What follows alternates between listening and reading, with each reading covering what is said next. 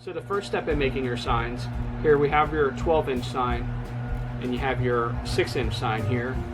We're going to take our 1x4 here and we're just going to measure out 12 inches.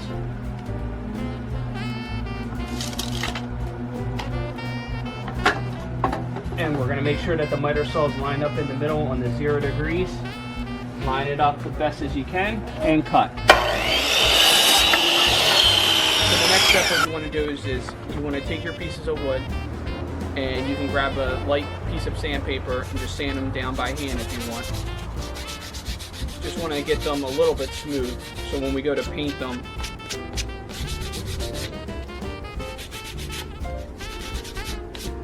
the paint will stick to the wood better.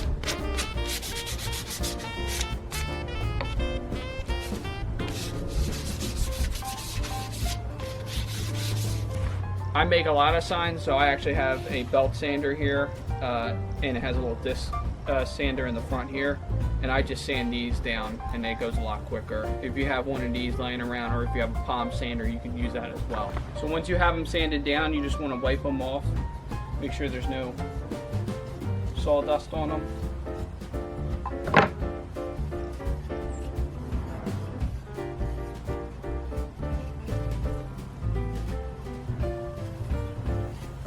So once you have them nice and wiped down, to match the two colors we have here, you can buy any acrylic you want.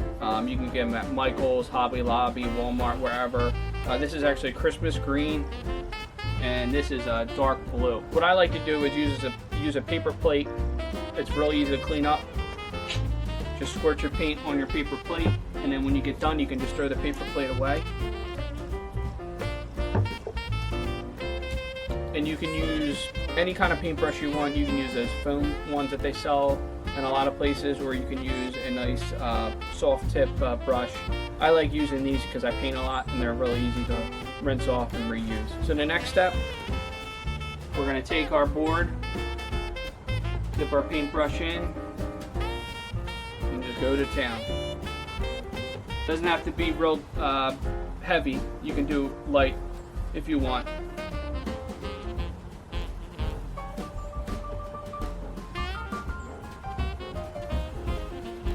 Just make sure you get all the sides, and I think you get the idea. So what you want to do is make sure you coat this once, this side. Make sure you don't do the back side yet. I always do my back sides. I always paint them. You don't have to, you can keep them just a plain wood, but I like painting them. But if you are going to do the back side, make sure you paint the front and the sides first. Let that dry for about an hour, and then go back and do the back. So once you have your boards painted, this is what it'll look like. But all sides, front and back. It's up to you if you want to.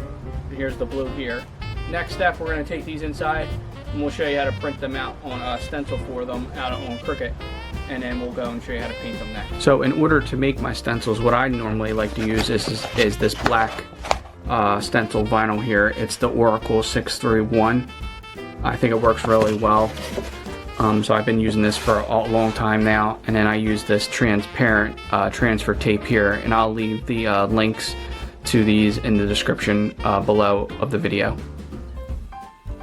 So the first step what you want to do is you want to open up your Cricut design space, and you want to go to Open Canvas and go to text. You want to type in Merry Christmas. Then we want to hit the text box again, and we want to hit Let It Snow. We want to align that center. So we have our two words that we want to print out on our stencil. So the next step is to go to the shapes, select square. We want to hit the unlock button. We know that our width of our Merry Christmas sign is 12 inches and the height is 3.5. What we want to do is hit arrange, send that back, and we want to move Merry Christmas into the middle of there.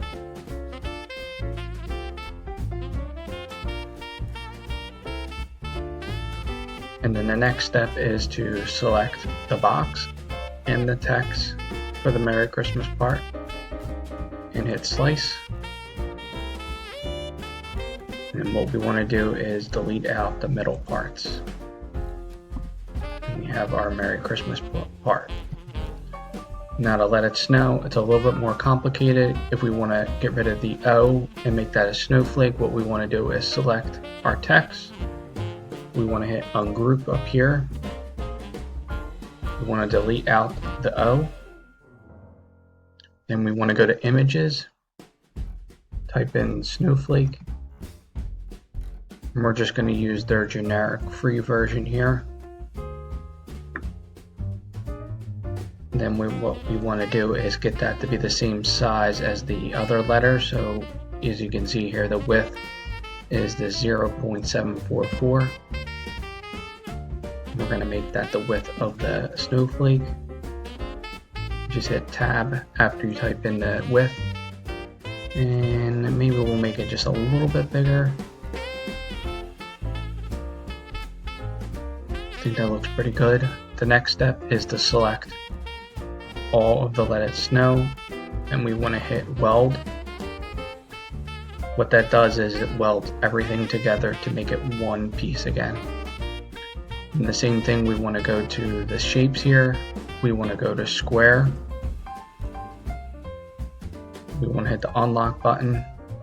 Our width this time is 3.5. Our height is 6.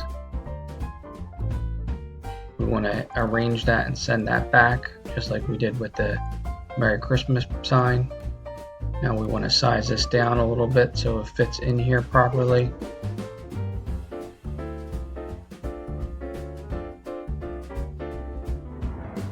And then we want to select the box, we want to select the letters, and we want to hit slice. Same thing, delete out the middles, and we're good to go. So we have our two stencils here. The next step is to print them out on the Cricut machine. So now that you have your stencils all prepared to be printed out on your nice Oracle 631 vinyl mat, what you want to do is you want to go up to the right hand corner here, hit make it. It pre-selected the 12 by 24 mat. I always use a 12 by 24 mat. I like having the bigger mat than the smaller version mat. And the next step here is hit continue.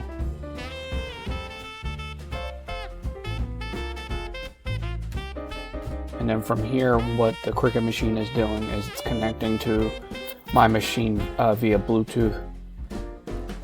And then the next step, which I found to be the best setting to print on a vinyl, is this one called washi sheet. I don't know what it is about this setting, but it works the best for me. So I select that one. And then I can go over to my machine, load my mat in, and press the C on the machine, and it will print out for me. So once you have your design all cut out on your stencil here, what you want to do is weed out the letters. Most Cricut people know what the term weeding is. And I just use these tweezers here and weed out my design that way. So the next step, once you have all your letters weeded out, is you want to cut them out as much as you can to make them as squares.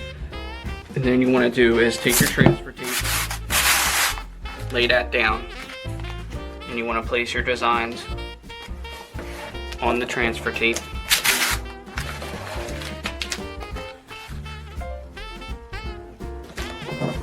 Press them down as firm as you can, and then you just want to cut that transfer tape.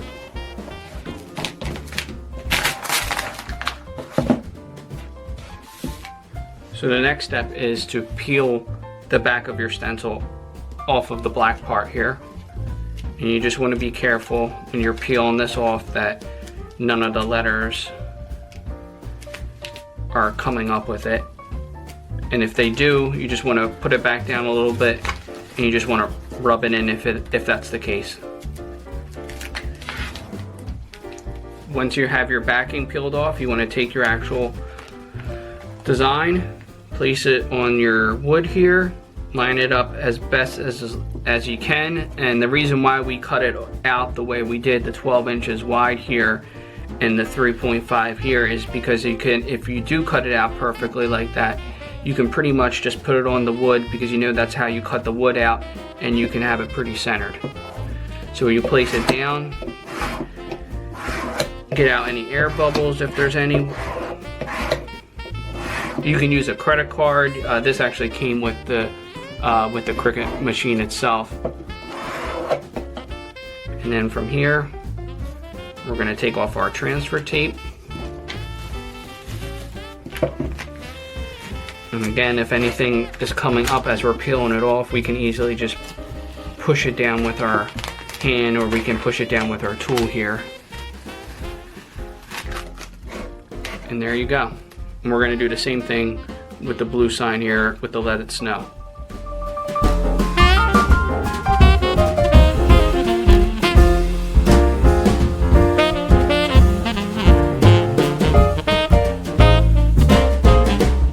So the next step is the fun part. We finally get to paint our designs.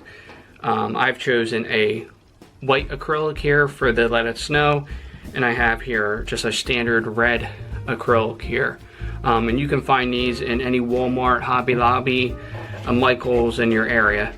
And then what I like to do is I like to use a paper plate and put my paint in there, because it's real easy to dispose of the paint when you get done, and your cleanup is reduced. So what I like to use to paint my designs are actually makeup brushes.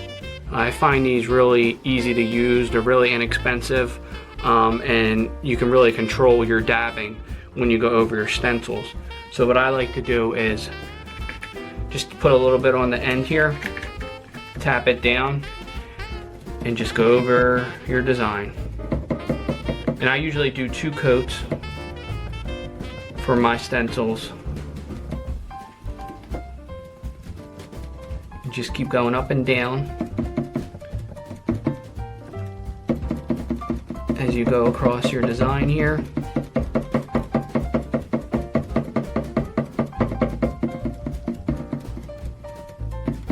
Make sure you fill all the corners.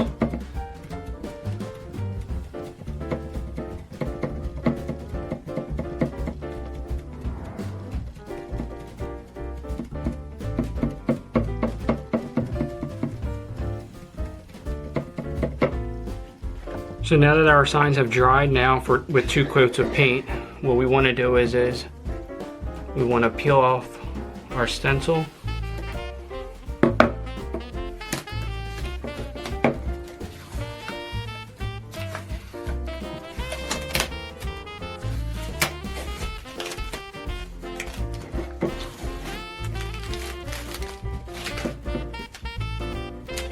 And then for the inside letters, what we'll use is the weeding tool that we were using to weed out our stencil earlier. So what I like to use on my signs when I get done is this Rust-Oleum clear coat. It kind of gives it like a protective finish, but please, if you do use this, please use this outside and spray paint. So I hope you liked this video by the Organic Loam, where we switched it up today for you.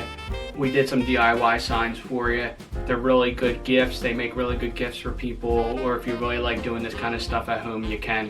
As you can see, you can use the same concept that we did with the Merry Christmas and the Let It Snow sign. You can do it with other signs. I'm a Phillies fan, obviously. I live in the South Jersey area, and an Eagles fan. And I also did these signs here as well.